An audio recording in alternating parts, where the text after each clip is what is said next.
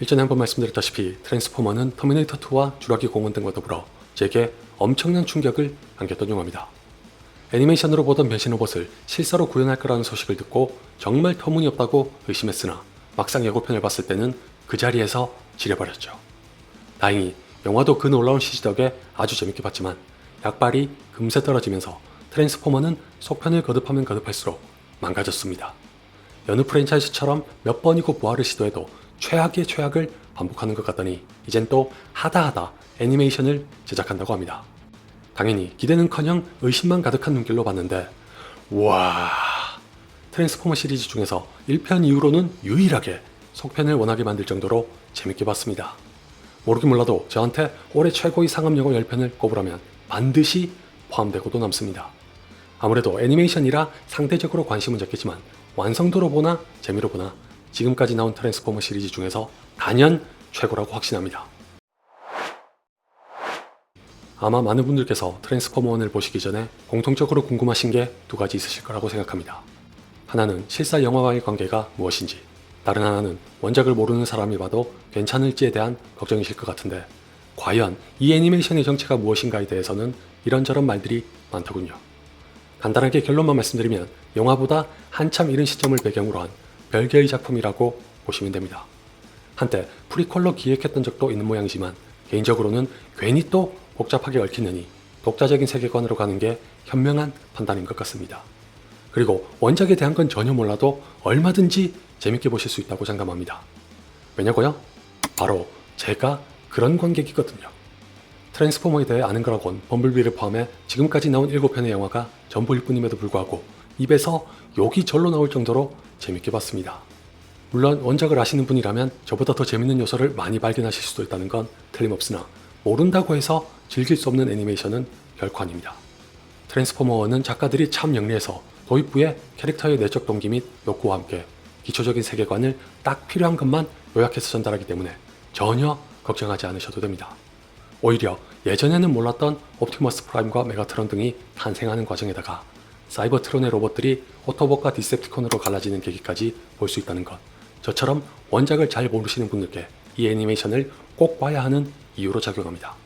잠시 줄거리를 소개하자면 프라이머스의 희생으로 탄생한 사이버트론 행성은 엄격한 계급사회입니다. 코그라는 부품이 없어 변신할 수 없는 하급 로봇들은 대부분 사이버트론의 중요한 자원인 에너전을 캐는 광부로 일합니다. 그렇게 힘든 삶을 이어가면서도 불만 없이 열심히 일하는 건 조만간 자신들의 지도자인 센티넬 프라임이 과거에 사라진 매트릭스를 찾아내 사이버트론에 다시 한번 풍요를 가져다 줄 것이라고 굳게 믿기 때문입니다. 광부 중 한 명인 오라이온 팩스도 이 전설 아닌 전설에 꽂혀서 친구인 D16과 함께 돌발 행동까지 벌이는데 그 탓에 홀로 깊은 지하에 처박혀 쓰레기 처리를 담당하고 있는 B-127을 만납니다. 여기서 오라이온은 뜻밖에도 자신이 그토록 찾아 헤매던 매트릭스의 단서를 얻게 되고 또 하나의 친구인 에르타까지 얼렁뚱땅 끌어들인 채 지상으로 나가는 모험을 떠납니다. 저는 애초에 심드렁했던 애니메이션이라 예고편도 안 본 상태에서 원작조차 모르기 때문에 트랜스포머 1을 보면서 좀 당황스러웠습니다. 누가 봐도 옵티머스 프라임과 메가트론의 외형을 하고 있는 애들이 다른 이름으로 나오는 데다가 변신조차 못한다고 하니까 역시 괜히 보러 온 건가 싶었던 거죠. 얼마 전에 데드풀과 울버린처럼 원작을 아는 사람들이 봐야 하는 것 같다고 지레짐작했으나 이 애니메이션은 그런 편견조차 단숨에 깨버리고도 남을 만큼 초반부터 굉장히 흥미진진합니다. 영화와 비교하면 트랜스포머 1은 전반적으로 밝고 가벼운 톤으로 시작하면서도 시시각각 휘황찬란한 액션을 넣어서 잠시도 눈을 못 떼게 하는데 무엇보다도 작화의 수준이 끝내줍니다. 제가 처음에 당황하면서도 유심히 볼 수밖에 없었던 가장 큰 이유도 작화일 정도로 캐릭터부터 배경까지 모조리 금속으로 이뤄진 세계를 애니메이션으로 표현하는 걸 보면 감탄이 안 나올 수가 없습니다. 특히 각 캐릭터를 둘러싼 금속의 질감과 광택은 실사에서도 대단한 수준을 보여줬던 CG와는 또 다르게 애니메이션 같으면서도 실제 같은 독특한 느낌을 줍니다. 게다가 금속이라 더 까다로울 수밖에 없을 조명은 트랜스포머 1에서 어떤 경지에 도달한 솜씨를 보는 듯합니다. 대신에 서로 추구하는 바가 다른 건지 영화는 경이적인 실사로의 구현을 관객들이 똑똑히 볼 수 있도록 변신 과정부터 느리되 묵직하고 파괴력 있는 액션을 중시했다면 애니메이션은 초질관 빠르고 현란한 액션으로 가득해 말 그대로 눈을 뗄 수가 없습니다. 이 바람에 한눈에 잘 들어오지 않는 액션이 아마 누군가에게는 단점으로 지적될 수 있을지도 모릅니다. 네. 사실 제가 약간 아쉬웠습니다. 서글프게도 이젠 저도 나이를 먹어서 눈으로 쫓아가기가 힘들더라고요. 영화와 비교한 김에 중요한 걸 하나 더 붙이자면 트랜스포머 1은 영화보다 좀 더 밝고 가벼운 톤임에도 불구하고 딱히 거슬리는 게 없었습니다. 다들 잘 아시다시피 영화는 주로 로봇들이 무게를 잡고 인간들이 개그를 유발하는 와중에 이 둘이 서로 조화롭게 어울리지 못하는 경우가 너무 잦아서 쓸데없는 인간들은 제발 빼라는 원성이 자자했었죠. 그 소망이 드디어 이루어져서 트랜스포머 1에는 인간이 안 나옵니다.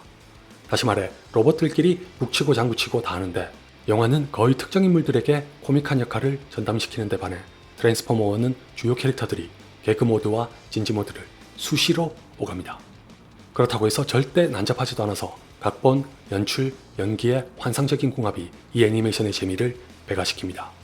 각본은 비록 참신함이나 깊이 같은 면에서 주목할 만한 이야기는 아닐지라도 여러 파트에서 자신이 정해놓은 딱 필요한 만큼의 서사만으로 채워 불필요한 분량이 없어 보일 정도로 간결하고 연출은 웃길 때, 진지할 때, 액션일 때 등의 맺고 끊음이 명확하면서도 스무스하게 연결되도록 해 이질감이 없습니다. 그런 의미에서 편집도 기가 막혀서 트랜스포머 1은 전개도 전개지만 리듬이 굉장히 빨라 진짜 지루할 틈이 없습니다. 과장 하나 안 보태고 전 보고 나서 상영 시간이 1시간 30분도 안 되는 줄 알았습니다. 크리스 햄스워스와 스칼렛 요한슨 등이 참여한 목소리 연기도 연출에 맞춰 변화무쌍한 캐릭터들을 잘 소화했으나 지극히 개인적으로 크리스 햄스워스는 조금 아쉽습니다. 목소리 연기를 잘하고 못하고를 떠나서 저는 크리스 햄스워스의 그 낮고 굵으면서도 허스키한 특유의 목소리가 자꾸 오라이언 팩스가 아닌 크리스 햄스워스를 떠올리게 해서 몰입에 방해가 됐습니다. 단 나중에 옵티머스 프라임으로 탄생한 후에는 왜 이 캐릭터를 크리스 햄스워스가 연기했는지 단번에 이해가 됩니다. 반대로 가장 좋았던 건 의외로 스칼렛 요한슨입니다. 왜 스칼렛 요한슨의 목소리도 특징이 뚜렷하잖아요. 항상 다른하면서도 섹시한 목소리가 매력적인 배우지만 트랜스포머 1에서는 평소와 완전히 다릅니다. 일부러 의식해서 듣지 않으면 스칼렛 요한슨이란 걸 모를 정도로 매우 좋았습니다. 브라이언 타이리 헨리와 키건 마이클 키의 연기도 좋았는데 전자는 D16과 메가트론의 간격을 살려 흠잡을 데 없는 목소리 연기였다면 후자는 그냥 처음부터 끝까지 수다스러워 누구보다 큰 웃음을 주는 범블비입니다. 이게 아마 누군가로부터는 지적을 받을 수 있을지 몰라도 저한테는 트랜스포머 1을 즐길 수 있는 또 하나의 원천이었습니다.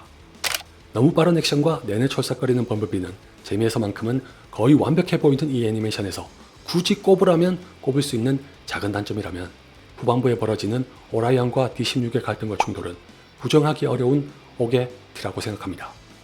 앞에서 말씀드렸던 대로 이 애니메이션은 옵티머스 프라임과 메가트론의 탄생 및 오토봇과 디셉티콘의 시초를 다루기 때문에 어느 시점에서는 불가피하게 둘이 갈라지는 계기를 제공해야 합니다. 제작진도 이걸 의식하고 초반부터 미약하게나마 빌드업을 하긴 하는데 모든 면에서 이 애니메이션의 중심은 어디까지나 오라이온인데다가 연출과 편집에서 남다른 속도를 보여주는 탓에 D16의 변화가 다소 갑작스럽고 급진적으로 다가온다는 문제가 생깁니다. 실제로 오라이온을 중심으로 한 서사로 트랜스포머 1을 평가하면 자신이 가진 잠재력과 의지로 선의의 목적을 잊지 않고 한계를 돌파한 자에게 무한한 가능성을 부여하는 과정이 간단명료하게 담겼다는 극찬을 하고 싶습니다. 반면에 D16은 오라이온과 꼭 붙어서 다녔는데도 결국에는 악역이어서 그런지 상대적으로 묘사가 많이 부족해 매력이 떨어집니다. 솔직히 이게 제가 트랜스포머 1에 제기할 수 있는 유일한 단점이지만 마지막에 두 캐릭터가 각각 옵티머스 프라임과 메가트론으로 각성하는 장면의 연출은 그 어떤 영화와 비교해도 뒤지지 않을 정도의 걸작입니다. 제가 괜히 속편을 기다리게 된 게 아니고 극장에서 볼 가치가 충분하니까 애니메이션이라고 하면 손사래부터 치시는 분만 아니시라면 꼭 한번 보시길 바랍니다.